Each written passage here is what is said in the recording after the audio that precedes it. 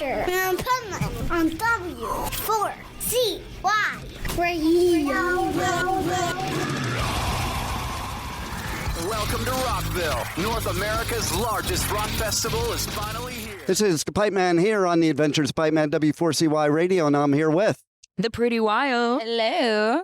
Pretty fucking wild that you're here at Welcome to Rockville in the Daytona Speedway, man. Now, is that wild when you came up? Did you imagine you'd be driving through the Speedway to get to Artist area? No. No, not at all. No, it's really crazy. I attended Rockville last year. I fucking had a great time, and it's really surreal to be like coming back here and playing the fest. Right. Really getting to still also watch my favorite bands. So a very cool moment for us. How has it been so far as a comparison from being here and being an artist here? Honestly, it's so different, but at the same time, it's a bunch of people that just fucking love music that are all in the same space, and the energy's there. It doesn't matter what side of the stage you're on. Yep. People are giving back on both ends the whole day. It's all art. It's all expression at the end of the day. Yeah. And there's nothing, there's no way you can go wrong with that. Totally. And we're like one big happy family. Like people think of like metalheads and punks and rock and rollers like this certain way. And like, we're like the nicest people usually. We just have that persona that people perceive. That's so true. Yeah. Right? Yeah. I had one artist once I was friend with. Yeah, let's just keep them thinking that, so we can keep the assholes out. The whole wardrobe is cooler too, when you're in all black and spikes and, Totally. we love that too. Even in Florida. Yeah. Oh, it's not practical at all, but we look damn cool. Everybody here That's looks all that cool. matters. Yeah. One time, I think it was here at Rockville. One time when I was interviewing Taylor Momsen, we're like friendly now. I'm like, after the interview, I'm like, how the fuck do you go up on stage with that trench coat leather jacket and survive? Though it looks so good. She does look badass, but man, how do you make it through a whole set like that? That's also an art form. Right? People have no idea. That's a whole separate art form. Totally. I think people don't understand what it's like to be an artist. Like, so they think, first of all, they think all artists are extroverts. They're only extroverts usually on stage. Yeah, I'm such an introvert. Right. I'm such an introvert. But there's this switch when you go on stage, and it's almost like, I was explaining to somebody last night, it's almost like nobody's out there. It's just you when you're up there. It doesn't even come into play, really. And then even the nervousness, like everybody gets nervous before they get on stage, no matter who they are. But the minute you turn on that mic, it's like you're in this zone. Oh, absolutely. Yeah. Yeah. It's crazy how that happens. You get butterflies when you're like driving into the place and you're seeing these crazy ass stages, and then your side stage, and then we're just like excited. We're just like ready to have a good time. And you're, at the end of the day, you're throwing a party. Right. Exactly. Yeah. So did it blow your mind to be here first day, playing early, and still have a crowd like that for your show? Yeah, your nervous system there's nothing you can do to prepare your nervous system for that. Like, Right. It's and for people that are more like sensitive to that, you're just like, okay, we're doing this. Yeah. And there's no way you can even prepare. Like your body just goes somewhere else. That's the point. It's like an out-of-body experience when you're up there. Yeah. Honestly, it's just to see that kind of turnout so early in the day. We're really grateful that people are down to get nasty with us at 12:30 on a Thursday. I know. Yeah, it's outlandish. I love it. And to see that many people come out from just little clips we've been making with our friends, like I don't even have words for it. It's unreal. Well, you guys are definitely badass. And I got to say, as somebody that's been in the metal scene since like 1980, okay, what the fuck were we thinking in the 80s? Because women are way more badasses in metal. I just have to say that, okay? We like tried to keep you guys out, and that was fucking stupid. Hey, we appreciate that. I think, we're all just evolving, and we're happy to add some new flavors and new frequencies for people to resonate with, and really just kind of lock that in and fucking rock and show people like we're all the same ultimately. Totally. So true. What brought you here? What was the original thing that like led you to this day? Honestly, just following whatever the fuck we want to do. I love it. So true. Every time people are like, don't do that, I'd be like, okay, I'm going to do that. Yeah. I think it's been a long process, but we've always been playing music our whole life. And so it doesn't surprise me that it's even if it doesn't make sense, but we felt like a feeling, a pulling to do something, we just follow that. And I feel like it never really leads you astray if you honor that space yourself. Totally. And it isn't something you really think about. It's not like when you're a kid oh, when I grow up, I'm going to be a doctor. I'm going to be a lawyer. Like everybody says they're going to be a rock star, but nobody really thinks that's what they're actually doing. Yeah, no, I didn't have that on the bingo card. Yeah, I was just causing problems. In retrospect, it makes sense. it's more of a magnetization towards the craft. And it's like a calling or a vocation more so than, I want to be a rock star. I know, right? Yeah. And I got to tell you, I laughed really hard because it happens to me all the time when you were doing that Facebook where you were in the car and Siri was interrupting you. I think we did that last week, right? Oh my God. Sometimes when I'm not in the studio, I'm doing my interviews at my place, like fucking out of nowhere, I'm in the middle of the interview and Alexa starts answering something. Yeah, exactly. Like I'm not fucking talking to you, Alexa. Yeah, inspired by true life events. That's where that song was kind of forged from. Like technology to just like interrupt you constantly, and you're just trying to be like, okay. Listen, I've always said that they're listening to us, and that was just proof. It's so funny. Everything I talk about shows up on my phone. Yeah. Oh, yeah, absolutely. Another algorithm of your mind. I know, right? People talked about us getting chipped. We chipped ourselves with these things, man. Like we do everything to ourselves, ultimately. Yeah, that's true. So, what do you think about social media and how you have to be an artist in this world of? I come from the world of tape trading and looking at a magazine like BAM magazine in LA and like, oh, those dudes look cool. I'm going to go to their show. Yeah. And that's how I found Metallica and Slayer and bands like that. Like, I didn't know what they sounded like, nothing. I couldn't bitch about them on social media because that's the thing that pisses me off. It's since when should your phone be your psychotherapist? Right. It is. And your place to be a fucking whiny bitch about everything. Like, I was just at Sonic Temple. I couldn't believe how many people, like, you're watching Metallica do 5 hours worth of music and you're fucking complaining. Yeah. I don't get it. Yeah. Like we said, people just do it to themselves ultimately. You know what I mean? I feel like this era of social media is a double-edged sword because if you want to self-empower yourself, you can do it. But the pain of breaking through those levels and becoming your own cheerleader and not letting the weight of anyone can say anything they want about you. You know what I mean? Loving yourself so much that doesn't need to, the hate doesn't need to affect you at your core.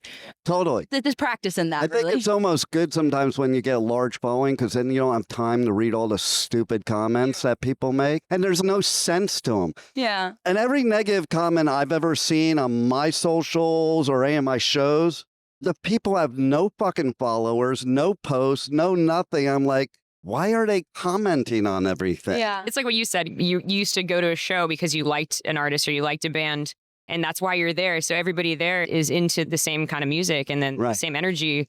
But now anybody chime in online, it's, it's like you don't have to be here. You don't have to listen to us. You don't have to go through our page. But people don't like a band. You just don't go to their gig. You don't buy their music. You don't buy their merch.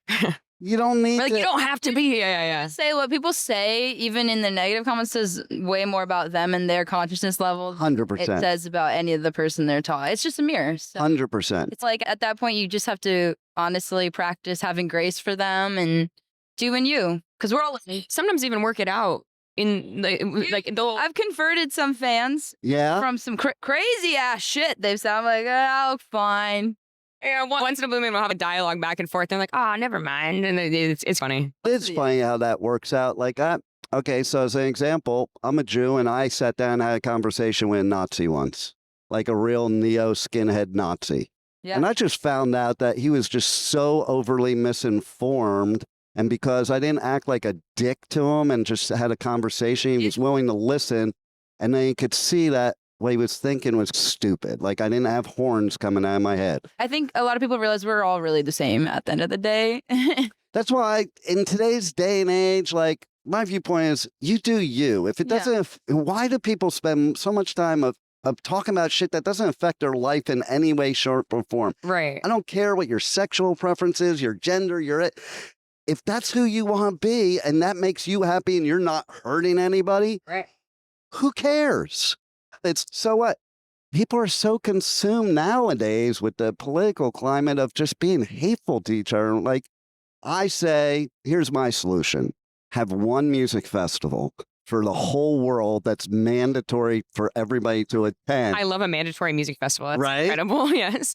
and you will find out that shut the fuck up and just all have a good time and love each other. Right. Music is the thing that goes beyond the logical mind. Like at the end of the day, we're all the same, and it's dope to see like people globally gravitate towards like they might not even know what we're saying, but they feel the frequency of what we're saying. You know, it's the energy for sure, man. Exactly. Sometimes it's not even the lyrics. Like it's not. It's really not. It's like there's a vibe that is beyond that, and that's what we care to anchor.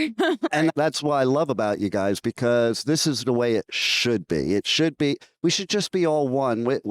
Who the hell wants to be all exactly the same? Right, yeah. But everybody's like, I'm not friends with you anymore if you don't think exactly the same as me, type of thing. So what else you got coming up after Rockville? I know you have Ink, one of my favorite festivals. This is going to be our first time going to Incarceration. Oh my God. We've got that in the pipeline, and we also have a tour that just got announced heading out this summer with In This Moment. Whoa. Yeah. Rhea, we love. Yeah. Kat Von D and Wargasm. So we're hyped. Wow. Very excited. You get the vibe. I love Wargasm. They're so cool. I saw them the first time when I was covering Download.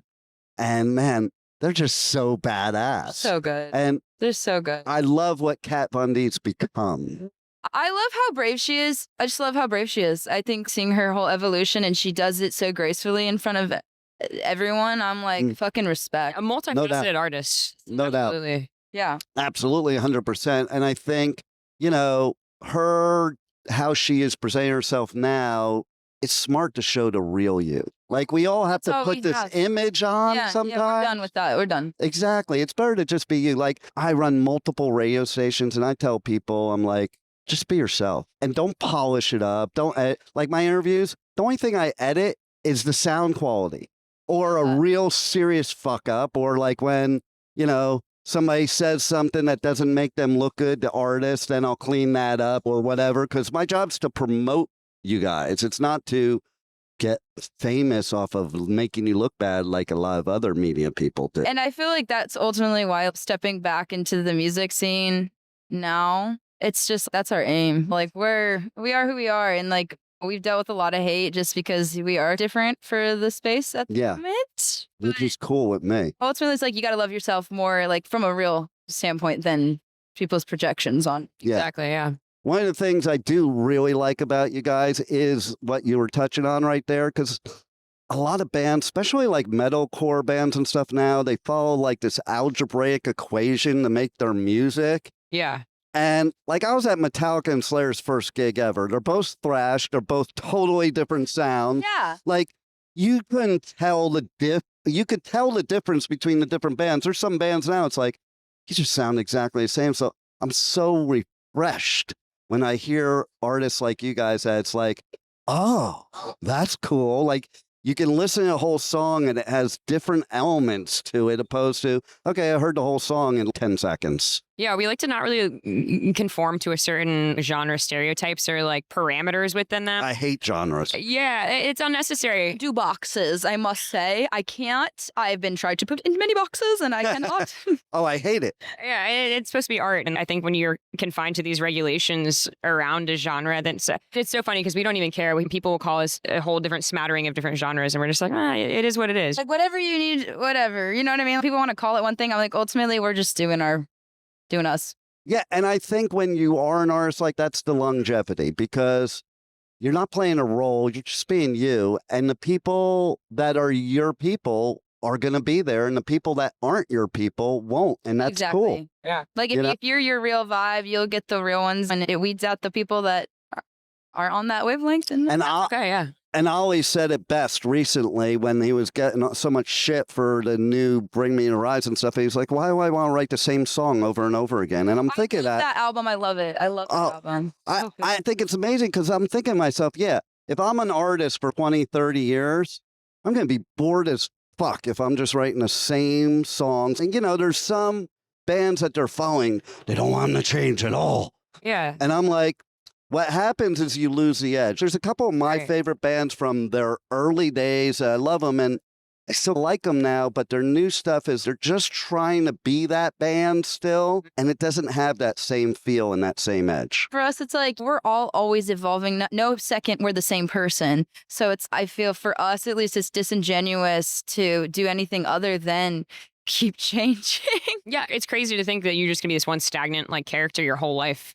It seems outlandish. I'm not the same person I was when I was 16 singing. I was singing thrash metal at 16. I'm not the same person now. I'm not even the same person that just performed. Exactly. Exactly. Or people put you, or like, I think everybody's like a whole bunch of different people. I joke about it on my radio show that I'm schizophrenic. It really just means I have multiple facets of my personality, and don't fucking make me this is who you are, because that would be boring. Right. If you're just one-dimensional like that. So we're multi-dimensional. There it is. So tell everybody how they can connect to you on socials, on the web, get your music, check out your tour dates, all that good. And, oh, wait, most importantly, buy your merch, because they can't listen to my show unless they buy your merch, because that's the only way you are to survive. Yeah. And you guys do have some badass merch. Like that jersey is pretty fucking cool. Thank you. Yeah, we love that. Yeah. You can follow us on We Are the Pretty Wild. It's pretty consistent on all platforms. So Instagram, TikTok, we have a website that's We Are the Pretty Wild as well. And we're going to have some really fresh new merch drops happening super soon. Obviously, there's some here at Rockville today, a very limited run, but we're going to have a bunch of new unveilings in the next coming weeks. Nice. Shout out to Bar Metal for helping us create that jersey. I love that. So sick. Yeah. It is sick. And I'm also like a hockey player. So I'm cool. That combines both my passions right there. And last thing I'm going to say, okay, so I'll see you guys at Incarceration. Yeah. That is the most badass festival too. Can't fucking wait. Because, so like my youngest daughter, she'll always call me before a festival, because I do all the festivals in US, UK, Europe, go on tour and do them. She's like, are you excited about this festival? I'm like, I don't know if excited is the appropriate word. I love doing it, but when you've done the same festival for 15 years, I don't know if excitement's the word, but the first time I did Ink, I was standing in the yard, the prison yard of Shawshank, and I call my daughter, I'm like, now I'm excited. I'm at the prison yard of Shawshank, and then I was taking a picture of the prison. This other dude who was in band was taking a picture, and he goes, hey, can you take my picture? I'll take yours. Look at us. We're fanboying out on Shawshank. Yeah, iconic. That's a crazy, iconic movie. And then, I can't even wait to set foot over there. Then the vibes there. Holy shit. Let's get ready. Oh, I know, right? Yeah. No doubt. It will be fun. You will love it. And I look forward to seeing you there. So thanks for being here at Welcome to Rockville. And thanks for being on the Adventures of Pipeman. Hell yeah. Thank you for having us. My pleasure. Yes. Take care. Thank you for listening to the Adventures of Pipeman on W4CY Radio.